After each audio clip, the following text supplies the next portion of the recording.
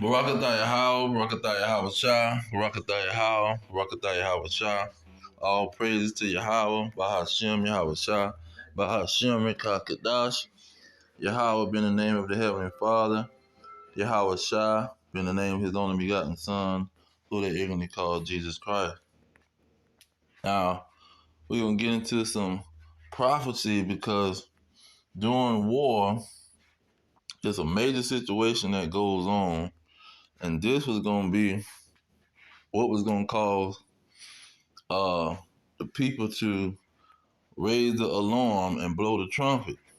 And see, that trumpet represents a major situation. Now, um, during war like World War II, for instance, that was one of the best examples. The people wasn't dropping dead because uh people was shooting them up or putting gasoline on them, uh putting them in the barbecue grill. These people dropping dead because they can't get no food. See, and you got piles of people piling up on each other. They throwing bodies on top of bodies because these people starving out because the war done went on, and the way the resources that people was getting and the way people was bringing in the food, that had to take a back seat to the military operation. So people wasn't getting the food brought into the country, and they was using the supplies for the military. So you had people starving out. So this is what is gonna go on in World War III. See, and we seeing how this thing is popping off, and we seeing the effects of war and the effects of how the goods are being passed around the earth pretty much because they trading. You got trade and exports, and what I was always confused about, or just had me in wonder, like how in the world do China fight against America and have all kind of problems with America, but they still trading with the people. See, but it's gonna get to a point where they gonna become hardcore enemies, and it ain't gonna be no trading. See, they Cold War enemies right now. See, they just running their mouth, having small disagreements. But see, when people start dropping dead, then they're gonna be hardcore enemies, and it's gonna be a hot war, and people are not gonna be selling you uh anything. See, and you got the Arabs, they got the oil, they a major player in the oil industry where they trading and making deals with the oil situation. And the oil running a lot in America, a lot of stuff depending on the oil. A lot of industries depending on the oil. So that's gonna affect a lot of stuff. A lot of industries depending on the oil and the trucks that use the oil to bring the food. So it's just all heck is gonna break loose when these enemies start trading with each other. And this is what the people don't understand. So let's go into the scriptures. It's only really a major one or two verses that really focus on this thing. When you go into Ezra, 2nd Ezra 6, see, it talks about the end of the world and to tell you what's going to pop off. Because Yahweh say the end of the world, these things are what you need to look out for. But this one kind of give you a deeper understanding of how it come to, how it's going to happen. Because he talked about food shortages in Matthew 24. But how is the food shortage going to happen? What is it? What's going to be the element of the food shortage? But verse 20 it say, when the world that shall pass, no, the world that shall begin to vanish away shall be finished. Then will I show these tokens. The book shall be opened before the firmament, and they shall all see together. Jump down to 22, it say, and suddenly shall the sown places be unsown, Okay, so now it's people ain't even putting seeds in the ground and growing stuff and getting the crops no more. Going on, it say then full storehouses shall suddenly become empty. Now, when you go into Second Ezra 16, it breaks that down. Starting at verse 22, it says, where it talks about how cheap things will be. Verse 21, it say, behold, ventrals or food shall be so cheap in the earth that they shall think themselves to be in a good case. Like right before this inflation popped off, people thought it was all good. Even now, in the middle of inflation, people thinking, oh, it's just a little inflation problem. They're going to get it together. And even then shall evils grow upon the earth. See, it's going to keep growing. And it ain't just going to go decrease. Sword, famine. See, great confusion. So it's going to increase. That inflation problem is going to get worse. Say, for many of them that dwell upon the earth shall perish of famine, and the other that escape the hunger shall the sword destroy. So the famine is just going to get worse and worse and increase. Okay, so you start getting to the point, verse 24, when it talked about in chapter 6. It said, there shall be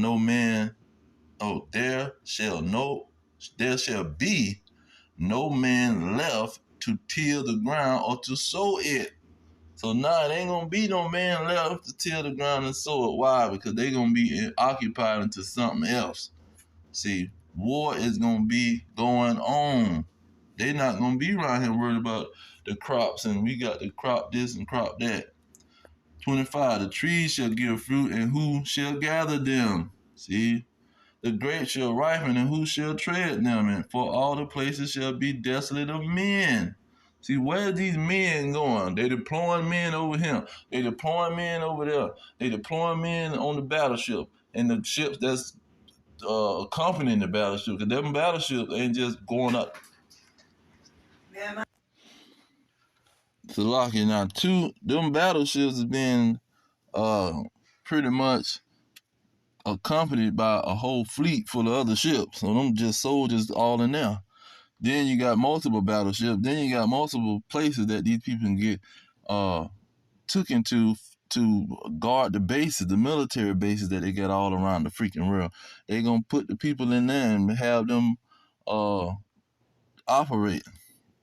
And so they're gonna be employing people into that war, and it's gonna be an ongoing situation. So it says, the tree shall give fruit, and who shall gather them? See, no man shall till the ground and sow it. The grapes shall be ripened, and who shall tread them? Because all places shall be desolate of men. So it's going to be a shortage of men due to the war. They not going to be focusing on no freaking food. So that one man shall devour to see another and to hear his voice. For of a city there shall be 10 left, and 2 of the field, which shall hide themselves in the thick grove and in the clefts of the rock. See, they're going to be hiding. It's going to be all heck breaking loose. War is going to be the main situation that people focusing on. Who is going to survive? Somebody trying to kill me. I'm not sitting around here focusing on no food. That's you doing that during the peacetime. You living pretty much to get you something to eat. But people living to survive somebody from killing them behind. You can eat a little bit what you need to eat, and you still stand on the move and guarding your life because somebody trying to take it. Okay, so it goes on and talks about food, but it gets back to the men and say, the virgin shall mourn. 33, the virgin shall mourn, having no bridegroom. The women shall mourn, having no husband. The daughter shall mourn, having no helpers. In the wars, see, the scripture is specific. In the wars shall their bridegroom be destroyed, and their husband shall perish of famine. See, the wars is going to cause the famine. And this is what Negroes ain't understanding. The Lord is shooting bombs at these people, both sides. See, let's go into World War III, man. He's shooting it, and that's letting you know. And before we get into that, let's get Proverbs. Is it 24 and 20 or 20 and 24? 20 and 24. It say, man's goings are of the Lord. How can a man then understand his own way? See, the Lord is calling these men to do what they doing, shooting missiles at people. 3 and 6. It says, shall a trumpet be blown in the city, and the people not be afraid? Shall there be evil in the city, and the Lord have not done it or planned it? What is the Living Translation? One of the literal translation, I think, it says, he have the Lord not planned it. He planned on the situation to go down. See, they thinking, oh, these people planning on attacking us. No, the Lord planning on attacking y'all, and he went through with it. That's why they had to blow the trumpet in the city, because the evil that the Lord was bringing to their behind. See, now let's go to Joel, because why is he causing this evil to come on these people? Let's get to the heart of the matter.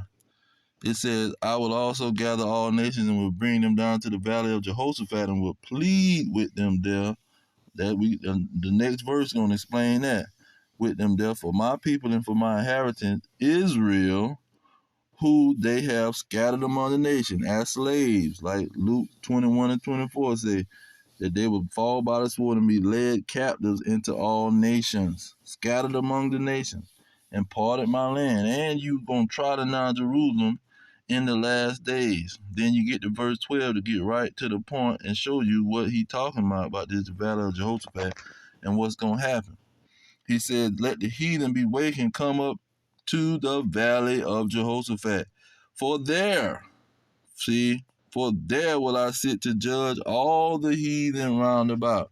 And that take you to Revelation, because you got these pork chop eating pastors talking about a freaking the World War III ain't gonna be Armageddon. Armageddon is when he gathered the nations, man. And the nations being gathered is World War III. And they being gathered because of the children of Israel, and they not being gathered in Germany. See, they being gathered in Israel. See, the valley of Jehoshaphat, that's is in Israel, Megiddo, whatever you want to call it. They gathering in that place. That's the significance of the situation. This just ain't any war. They ain't in Vietnam. They ain't in South Korea. They ain't in freaking what's the other one?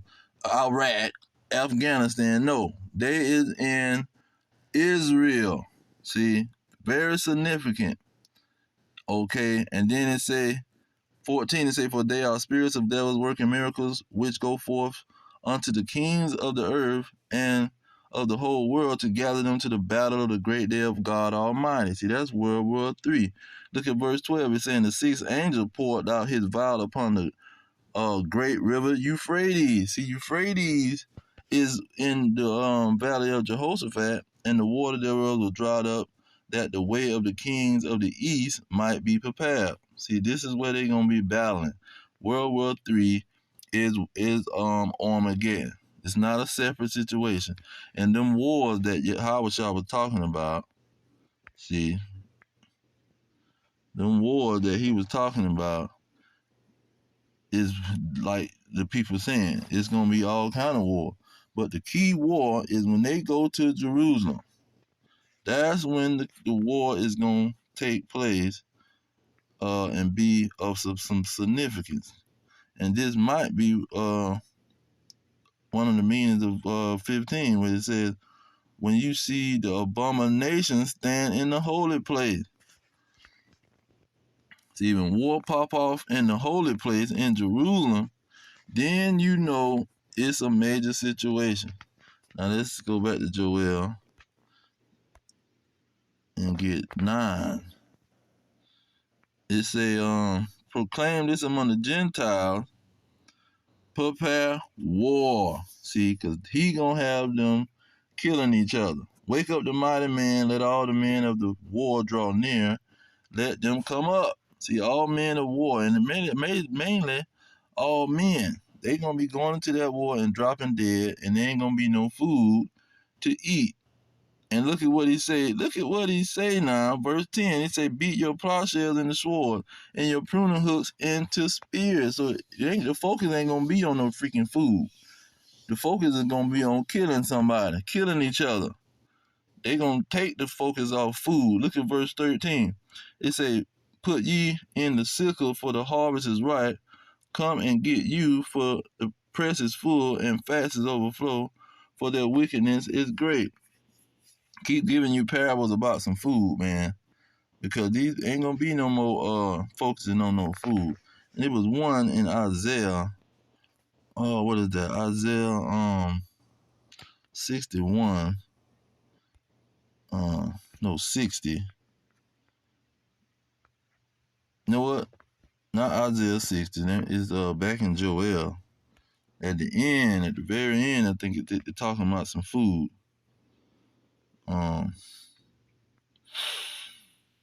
Okay. No. Let me try 60 again. 60 or 61. As I get to talking about some food at the end of one of these chapters, you know what? I'm thinking of Amos. I'm thinking of Amos. Let me search around. There's one of them, they get going into the food. There it is, 13. He said, behold, the day comes, saith the Lord, that the plowman shall overtake the reaper, and the treader of grapes him that soweth the seed. And the mountains shall drip sweet wine, and all the hills shall melt.